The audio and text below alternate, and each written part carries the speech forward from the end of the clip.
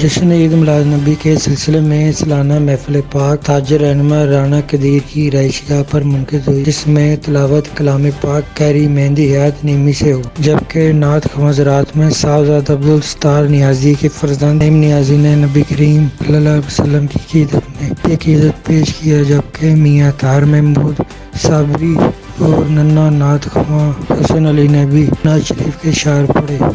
ملک پاکستان کے عالمی شہرت یافتہ تمغہ امتیاز نعت خواں صاحبزادہ سید زبی مسعود شاہ بخاری اور واہ کینٹ نے اپنے مختلف کلام پر حاضرین سے داد وصول کی۔ محفل پاک میں استینا روڈ کے تاجر رہنما محفل پاک کے مہمان خصوصی میاں تنویر اقبال، جبکہ مہمان اعزاز رانا تنویر، خوشنود پادشاہ رانا حمزہ قدیر تھے۔ محفل پاک کے اختتام پر پیر سید خلیل احمد شاہ گیلانی بیان فرمائے، خصوصی طور پر گواہ کروائے۔